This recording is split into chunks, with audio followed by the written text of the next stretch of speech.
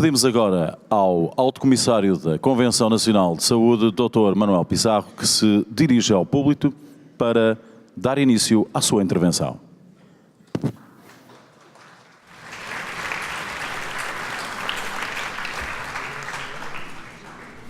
Muito bom dia a todos. Quero naturalmente manifestar a minha alegria por ver esta sala tão cheia de pessoas interessadas em debater o futuro da saúde em Portugal e o papel do sistema de saúde ao serviço do cidadão. E permitam-me que saúde todos os presentes, saudando o magnífico reitor da Universidade do Porto, professor Dr. António Sousa Pereira, e agradecendo-lhe muito ter colocado a Universidade do Porto como hóspede desta iniciativa tão relevante para a sociedade portuguesa. Claro que pediram-me para vos desafiar com este tema, o sistema de saúde para o cidadão. E devo dizer-vos que isto é um tema relativamente vulgar do discurso político. Não há bom discurso político sobre a saúde que não diga, que não refira que o cidadão deve estar no centro do sistema. Vejamos se é essa a realidade. Acho que este é, aliás, um belíssimo tema de debate. Mas é assim que o sistema se tem organizado? É colocando o cidadão no centro das preocupações? Ou isso é apenas uma frase para embelezar o tal discurso político? Eu abordaria este tema em 4 tópicos que me parecem merecer uma reflexão mais apurada. O primeiro deles é este, mas então quem é esse cidadão para que o sistema de saúde, no qual o sistema de saúde deve estar centrado? E eu acho que nós temos todos que fazer uma reflexão sobre o que é a sociedade portuguesa, quem são os portugueses, os 10 milhões de portugueses, os 10,5 milhões de portugueses aos quais o sistema de saúde se deve dirigir-nos e que devem ser o centro da sua preocupação. E convém nesta matéria nós não esquecermos qual é a realidade social do nosso país. Quase meio século depois da implantação do sistema democrático, continuamos a ter 1,7 milhões de portugueses abaixo do limiar de pobreza. E essas pessoas têm que ser seguramente destinatários prioritários de uma política nesta matéria. E temos uma realidade indeclinável, que é a realidade do envelhecimento. E se, por um lado, o envelhecimento é uma marca do sucesso do nosso serviço público de saúde, do nosso sistema de saúde, no seu conjunto, não é menos verdade que ela nos traz novos desafios e que aos ganhos em saúde absolutamente extraordinários conseguidos nestas 4 décadas, aos ganhos na longevidade da vida, não correspondeu, da mesma forma, um ganho em anos de vida saudáveis. É, porventura, nas comparações internacionais, o único comparador em que o nosso país está mal posicionado no conjunto dos países desenvolvidos e deve merecer uma especial preocupação. Nós temos menos cerca de 7 anos de vida saudável do que os nossos congéneres dos países desenvolvidos. Isso tem que merecer uma preocupação. E, claro, há uma associação destas duas realidades. Pobreza e envelhecimento com baixa qualidade de vida, com baixo índice em saúde, mas eu quero chamar a atenção para um ponto que me parece ainda mais relevante. É que as idades, no nosso país, as idades nos quais o risco de pobreza é maior, continuam a ser as idades mais jovens. São os jovens e as crianças que estão mais expostos ao risco de pobreza. E isso tem consequências no presente, evidentemente, mas tem consequências dramáticas no futuro. E a quem tiver alguma dúvida sobre isso, eu recomendo a leitura de um artigo de que o professor Sá Clarides cita com muita frequência, um artigo publicado nos Proceedings of the National Academy of Sciences em 2009, que se chama precisamente Poverty Goes Straight to the Brain, e que mostra que viver a idade mais jovem em circunstâncias de pobreza e de exclusão social constitui para muitas dessas pessoas uma marca que fica para toda a vida, e eu acho que este é um tema que não pode ser excluído de um debate sobre o sistema de saúde. Quem é esse cidadão? Depois, naturalmente, esse cidadão é um cidadão muito heterogéneo, e nós temos que ter isso em conta quando discutimos um sistema de saúde centrado nos cidadãos. Heterogéneo sob todos os pontos de vista, sob o ponto de vista da literacia. Dados do censo de 2011, mais de 500 mil de portugueses ainda são analfabetos. Realidade que vai sendo mais ou menos excluída do debate público e do debate académico. 500 mil de portugueses são analfabetos. E é verdade que isto depois se contrapõe com o facto de que 75% dos portugueses utilizam diariamente a internet. Nós temos estas duas realidades, estes dois extremos. Temos uma fortíssima concentração urbana sobretudo nas áreas metropolitanas do Porto e de Lisboa. Tem, aliás, sido muito debatido nas últimas semanas a respeito das medidas em torno do apoio ao transporte público, mas temos também largas centenas de milhares de portugueses que vivem em zonas de baixíssima densidade populacional. Para usar um exemplo do Norte, já que estamos no Porto, o distrito de Bragança, com a mesma área geográfica da soma dos distritos do Porto, de Braga e de Viana do Castelo, a mesma área geográfica, tem menos habitantes que a vizinha cidade de Matosinhos. O que permite perceber o que é essa realidade demográfica. Eu diria, desse ponto de vista, e esta era a conclusão deste meu primeiro ponto, quem é esse cidadão, que nós temos que ter políticas para as pessoas concretas e para as comunidades onde elas estão inseridas, e que a ideia de haver uma one size fits all na política de saúde é um profundo erro, porque é evidente que isso não corresponderá a que a política esteja centrada no cidadão. As necessidades das pessoas, a forma como os serviços de saúde têm que chegar às pessoas, tem naturalmente que ser distinta de acordo com esta realidade muito heterogénea de um país, e tem que contribuir para aproximar, tem que contribuir, como aliás tem feito, mas tem que contribuir ainda mais para aproximar os portugueses e para combater as desigualdades. Segundo tema que me parece absolutamente indeclinável numa política, na perspectiva de uma política voltada para os cidadãos, é que nós, de uma vez por todas, temos que passar à prática a prioridade à promoção da saúde e à prevenção da doença. Vejamos qual é hoje o quadro epidemiológico, o quadro das patologias que afetam os portugueses. Há uma gigantesca e acelerada transição desse padrão epidemiológico. As doenças crónicas não transmissíveis são hoje o problema mais dramático com que nos confrontamos. 1 em cada 7 portugueses adultos tem diabetes mellitus.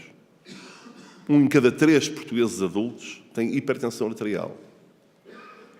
Eu vejo as vossas caras assustadas, calma, são só metade. 1 em cada 4 portugueses adultos continua a fumar, apesar de todas as campanhas contra o tabaco e de todas as leis contra o tabaco. 1 em cada 4 portugueses adultos continua a fumar. 3 em cada 10 crianças têm excesso de peso ou obesidade. E estas são claramente as mais sérias ameaças que impendem sobre a saúde dos portugueses. Nós não seremos capazes sequer de manter, quanto mais de melhorar os resultados em saúde da nossa população, se não formos capazes de intervir sobre estes fatores e sobre isto, e naturalmente para isto nós precisamos de um sistema de saúde, mas precisamos do conjunto da sociedade. Não vai ser o sistema de saúde sozinho, na sua componente pública ou nas suas outras componentes, que vão poder tratar destes temas que exigem uma enorme ação do ponto de vista do aumento da literacia e também uma enorme ação do ponto de vista do envolvimento da comunidade.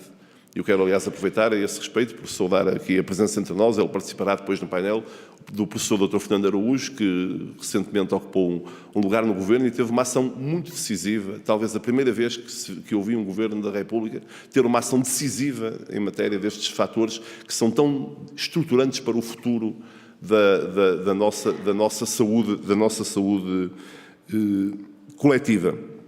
Para os que não ficarem impressionados com os números do ponto de vista da carga da doença, fiquem então ao menos impressionados com os números dos gastos. Os mais recentes, medicamentos para a diabetes mellitus, 280 milhões de euros por ano. Medicamentos para as doenças cardiovasculares, 370 milhões de euros por ano. E, evidentemente, que isto não é sustentável a prazo se nós não formos capazes de mudar o paradigma das doenças que nos vão atingindo. Terceiro tema a que me gostaria de referir, o desafio da digitalização. Porque é verdade que este é um desafio especialmente importante para o sistema de saúde. É um desafio que pode, aliás, permitir melhorar a qualidade da prestação, melhorar a satisfação das pessoas e aproximar as pessoas do sistema de saúde e centrar nelas, em cada uma delas, a ação do sistema de saúde. Pode permitir, além de tudo mais, uma combinação virtuosa com a economia e com o estímulo ao desenvolvimento de novos produtos e à exportação na área da saúde. Nós olhamos sempre para a saúde como apenas do lado do investimento ou da despesa, mas também temos que olhar para a saúde como produtor de riqueza. Nós exportamos em 2017, eu julgo que ainda não há números de 2018, 1,5 mil milhões de euros em bens associados à saúde, isso é um número próximo de 1% do PIB, e nós devíamos ter como desígnio nacional aumentar muito as nossas exportações também na área da saúde, e isso pode passar em larga medida pela digitalização. Mas não ignoro, acho que não ignora nenhum dos que conhece o sistema de saúde em Portugal, que nós temos gravíssimos atrasos em matéria de digitalização no sistema de saúde. Há até um paradoxo, porque nos anos mais recentes, os anos em que o país esteve debaixo de um programa de assistência económica e financeira, que na vulgata política chamada a Troika, o país optou por privatizar um conjunto de bens, nomeadamente a rede elétrica, e ao mesmo tempo conseguiu nacionalizar os sistemas digitais na área da saúde, o que é um paradoxo que eu não consigo de todo em todo compreender. Nós precisamos de sistemas digitais, precisamos de muito mais digitalização e precisamos de sistemas digitais assentes nas pessoas e não nas instituições. Não pode ser, o utente não pode, na sua saudável navegação entre as várias componentes do sistema de saúde, ter processos distintos num sistema e no outro. Não pode ir hoje ao Hospital São João e precisar de fazer um TAC e amanhã, quando recorre a um hospital privado, ser impossível aceder a esse TAC. Não há nenhuma razão tecnológica para isso.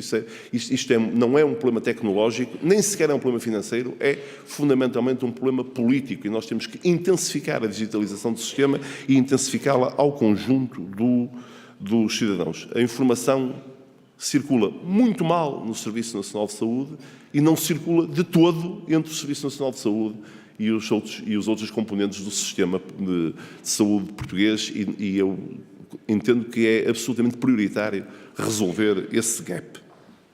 Por último, a articulação virtuosa do conjunto das peças do Serviço Público de Saúde e do sistema de saúde em favor das pessoas, que me parece absolutamente essencial. Nós precisamos mesmo de articular melhor os cuidados de saúde primários, os hospitais, os cuidados continuados. A circulação entre as diferentes componentes do sistema não pode ser um inferno burocrático para cada pessoa. Não pode ser um drama burocrático, tem que ser algo que esteja ao alcance daquilo que devia ser a moderna circulação de pessoas apoiadas em tecnologia que o mundo moderno permite.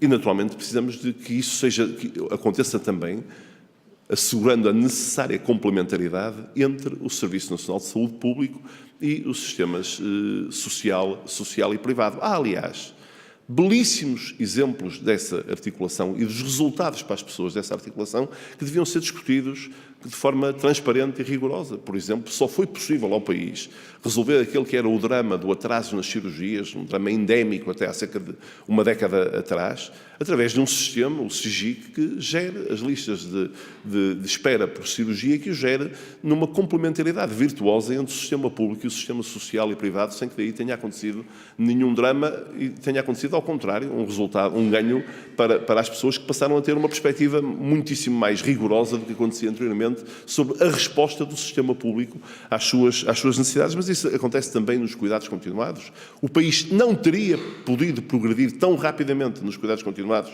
Eu falo do que está feito, ainda há uma bela componente do que falta fazer. Não teria podido progredir tão rapidamente se isso não tivesse sido feito em fortíssima cooperação com o setor social, nomeadamente com as misericórdias, e eu acho que nós devíamos partir desses exemplos para generalizar outros casos em que essa cooperação com regras claras e transparentes e com plena responsabilidade do setor público pudessem ser colocadas ao serviço das pessoas.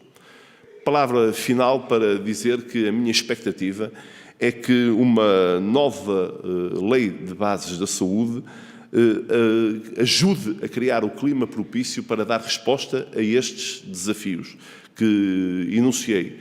O desafio de um serviço de saúde e um sistema de saúde ao serviço dos cidadãos, que contribua para combater as desigualdades, para assegurar ganhos em saúde para os portugueses, para criar um ambiente propício à economia, ao desenvolvimento económico, também na área da saúde, contribuindo assim para a sustentabilidade do país e para o nosso crescimento equilibrado. Muito obrigado.